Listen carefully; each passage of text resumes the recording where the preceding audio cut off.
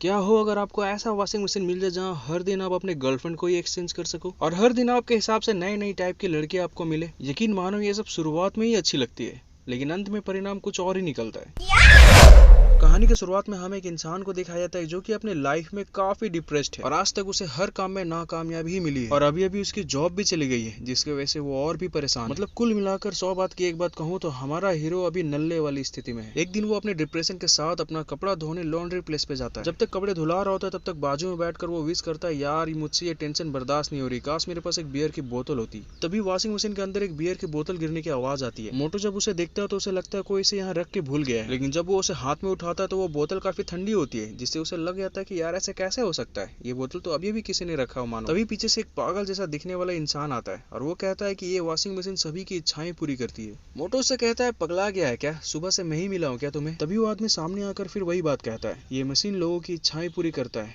लेकिन सिर्फ एक दिन के लिए। तुम जो भी चीज इससे मांगोगे वो सिर्फ एक दिन के लिए ही तुम्हारे पास रहेगी। तुम जैसा चाहो वैसे ही चीज मिलेगी, जैसा गुण तुम्हें चाहिए हर वो गुण उसमें होगा, बस सिर्फ एक दिन के लिए, और उसके बाद उसका अंत हो जाएगा।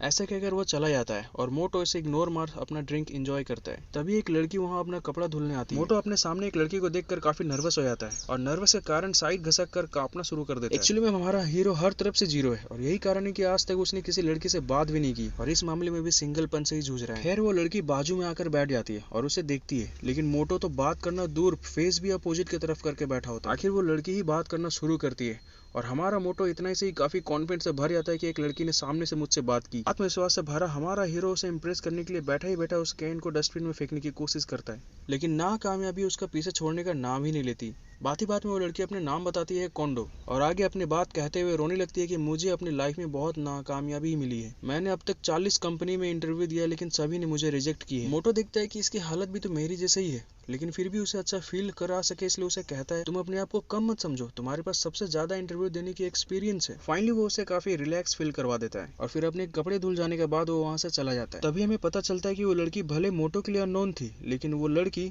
मोटो को अच्छी तरह से जानती है। कोंडो को अपने लाइफ पार्टनर के रूप में ऐसे ही नाइस और इनोसेंट लड़का ही चाहिए था और इसलिए वो काफी लंबे समय से इस लड़के से मिलने की काफी कोशिशें करती है, लेकिन ये लड़का है कि पलट के ना देखता है ना ही बात करता है। उधर आधी रात को मोटो के पास उसका माँ का फोन आता है जो कि कहती है कि तुम्हारे पिता हॉस्पिटल में भर्ती है और उनका इलाज के लिए 3 करोड़ रुपए की जरूरत पड़ेगी। मोटो की स्थिति ऐसे ही खराब है, ऊपर से वो जॉबलेस भी हो चुका है और अपने बेटे होने का फर्ज वो निभाए तो निभाए कैसे। फिर भी वो अपने माँ से वादा करता है कि आप पिताजी का हॉस्पिटल में इलाज जारी रखो, मैं पैसे आपको जरूर भेजता हूँ। लेकिन एक दिन में 3 करोड़ रुपया लाना कोई आम बात नहीं, इसलिए तब उसे उस ओल्ड मैन की याद आती है और फिर वो पहुंचता है उसी वॉशिंग मशीन की ओर। उसे अब भी ये मूर्खतापूर्ण लग रहा था, बट फिर भी वो इसे टेस्ट करना चाहता है और 3 करोड़ रुपया की विश करता है। थोड़ी देर बाद वो उस पागल बुड्ढे को खूब गाली देता है और वहां से लौटता ही है कि तभी एक आवाज आती है। वो चेक करता है तो अंदर 3 करोड़ रुपया रखे रहते हैं। एग्जैक्ट पैसे मिल जाने के कारण वो काफी खुश होता है और लौटते समय देखता है पिछले दिन का पिया हुआ बियर का कैन अभी भी जमीन पे पड़ा हुआ है। वो उसे उठाकर डस्टबिन में फेंकने ही जाता है कि वो गायब हो जाता है। तभी वो बूढ़ा आता है और कहता है, हर स्वादिष्ट चीज बस स्वाद के लिए अच्छी होती है, स्वास्थ्य के लिए नहीं, इसलिए याद रखना कि हर चीज की वैलिडिटी बस 24 घंटे की ही है। इससे पहले कि वो पैसा गायब हो जाए, मोटो बहुत जल्द से जल्द उस पैसे को हॉस्पिटल माँ के पास भिजवा देता है। अगले दिन उसका मुलाकात अचानक से कोंडो के साथ होती है। कोंडो से कहती है, कल मैंने लॉन्ड्री में तुमसे बात करते हुए विश किया था कि काश कहीं तो मेरी जॉब लग जाए और आज ही देखो एक कंपनी ने मुझे सेलेक्ट कर लिया, मैं काफी खुश हूँ। दोनों के बीच एक हेल्दी कन्वर्सेशन होने के बाद मोटो सीधा लॉन्ड्री प्लेस पे ही पहुंचता है और प्लान बनाता है कि अब अपने लाइफ में सब कुछ हासिल करूंगा जो मेरे पास नहीं है। लेकिन एक कहावत है ना, बंदर क्या जाने आदि का स्वाद। वो मशीन जो कि इसकी सारी इच्छाएं पूरी कर सकता है, लेकिन इसने मांगा तो मांगा क्या, एक सूट जिसे पहनकर ये सारी जगह इंटरव्यू दे सकता है। पूरे दिन इसने इस सूट पहनकर हर कंपनी में इंटरव्यू दिया, लेकिन हर कंपनी ने ही इसे रिजेक्ट मारा। वो वापस से डिप्रेस्ड हो जाता है और उसके सामने ही वो सूट भी गायब हो जाता है। तब जाके हमारे हीरो के दिमाग में ये आइडिया आती है कि अगर उस मशीन से निकली हुई कोई भी चीज अगर एक दिन में गायब हो जाती है तो क्यों ना मैं पैसे ही निकालूं और उस पैसे से बाहर की कोई भी चीज खरीद लूंगा तो वो चीज भी गायब नहीं होगी। अब मैं रोज उस मशीन से पैसे निकालूंगा, उस पैसे से रोज अपनी लाइफ को एंजॉय करूंगा और उसी पैसे से रोज मार्केट से नए नए सामान खरीद लूंगा। अगली सुबह वो उसी मशीन के पास पहुंचता है और थोड़े से पैसे निकाल वो एक और विश करता है। एक खूबसूरत और आत्मविश्वास से भरी हुई लड़की। उसका डिमांड यही खत्म नहीं होता, वो और डिस्क्राइब करता है। वो लड़की इतनी सुंदर होनी चाहिए मानो कोई मॉडल हो, इतनी सुंदर जैसा इस शहर में कोई भी लड़की ना हो, जिसे देखकर हर लड़का बस देखते ही रहे। और थोड़ी देर बाद वॉशिंग मशीन से ऐसे ही लड़की निकलती है। मोटो उसे देख काफी खुश हो जाता है और सामने आकर उसे कंधे में हाथ रखता है और कहता है चलो मेरा घर। तभी वो लड़की खींच के एक तमाचा लगाती है और कहती है अपना शकल देखा है। उसके चले जाने के बाद वो सोचता है अब से मैं कोई कॉन्फिडेंट और बोल्ड लड़की नहीं मांगूंगा, मैं अपने जैसे एक स्वीट मांगूंगा। और फिर से वो अपनी अगली विश में उस वॉशिंग मशीन को खूबसूरती का एक लंबी चौड़ी लिस्ट बताता है और लास्ट में ऐड करता है कि वो शांत और क्यूट होना चाहिए और साथ ही मुझे छोड़ कर ना भागे बल्कि मेरे साथ ही रहे और मुझसे बहुत प्यार करे। और फिर वॉशिंग मशीन से एक क्यूट एंड स्वीट सी लड़की निकलती है। मोटो से जेट पे जाने की बात कहता है और वो लड़की खुशी खुशी जाने को राजी भी हो जाती है। वो उसे शॉपिंग में ले जाता है और उसके लिए हर वो चीज खरीदता है जो वो कहती है। पूरे दिन एंजॉय करने के बाद वो शाम को उसे अपने घर ले आता है। वो खुशी खुशी इसकी बात मानने से घर आती है। मोटो उसे किस करने की कोशिश करता है लेकिन पिछवाड़े में दम न होने के कारण वो कर नहीं पाता और पूरी रात उसे बात ही करता रहता है। बात ही बात में वो मोटो की हाथ देखकर बतलाती है कि तुम्हारा जीवन तो काफी शॉर्ट है। ये सुनकर मोटो की फट जाती है लेकिन फिर भी वो इसे इग्नोर मार बस उस लड़की में खोया रहता है।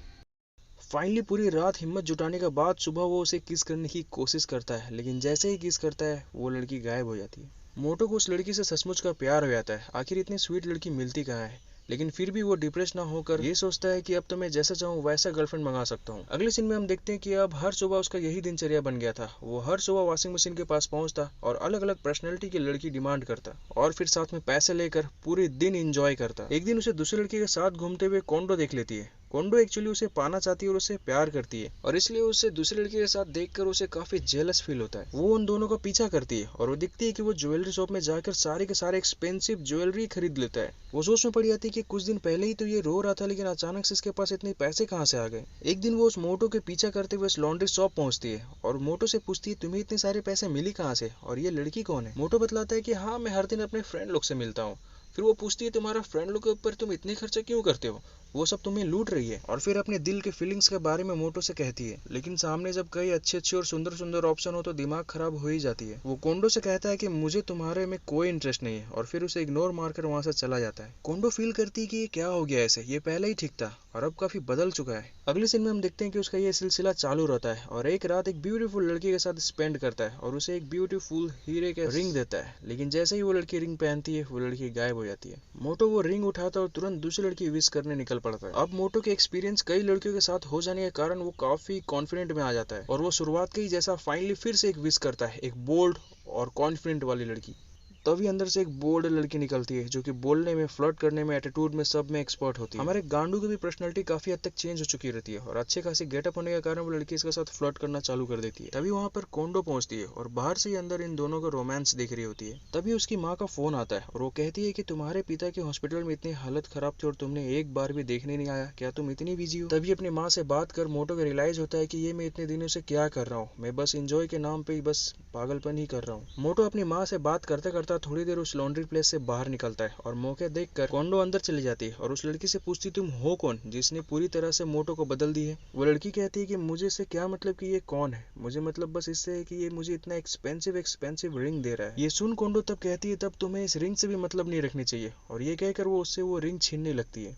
उधर वही ओल्ड मैन मोटो के पास आता है और कहता है मैं तुम्हें एक जरूरी बात बताना ही भूल गया। वो बतलाता है कि जो भी इंसान उस मशीन से बाहर आएगा वो भी 24 घंटे के अंदर गायब हो जाएगा। मोटो ये सुन हंसता है और कहता है मुझे पता है, मैंने इसकी काफी एक्सपीरियंस भी कर लिए है। अंत में वो उसी लॉन्ड्री प्लेस के अंदर जाता है लेकिन तभी वो उस खूबसूरत लड़की को वहां से जाते हुए देखता है। जब वो अंदर पहुंचता है तो वो कोंडो को रोते हुए देखता है। कोंडो रोते रोते ही कहती है कि काश मोटो पहले जैसे फ्रेश बनकर और इनोसेंट बनकर वापस आ जाए। उसका इतना कहना ही था कि मोटो वहां से गायब होकर अब वॉशिंग मशीन से गिरता पड़ता बाहर निकलता है। वो अपने पहले जैसे कपड़े और पहले जैसे हालत में ही वहां से बाहर निकलता है। कोंडो उसे देखकर काफी खुश हो जाती है लेकिन तभी मोटो को रियलाइज होता है कि मैं भी इस मशीन से ही बाहर निकल गया और मेरे पास भी अब बस 24 घंटे ही है जीने को। मोटो निराश होकर जमीन में गिर पड़ता है और उसके ये बिहेवियर देख कोंडो भी कंफ्यूज हो जाती है। और मूवी का अंत वैसा ही होता है जैसा कि उस ओल्ड मैन ने बताया था, हर स्वादिष्ट चीज स्वाद में ही अच्छी होती है, स्वास्थ्य के लिए नहीं। ये वीडियो आपको कैसी लगी? अगर अच्छी लगी तो प्लीज लाइक शेयर सब्सक्राइब जरूर कर देना। ये बस सुनने में आपको आम लगे लेकिन हमारे लिए बहुत महत्व रखता है, इसलिए प्लीज सब्सक्राइब जरूर करें।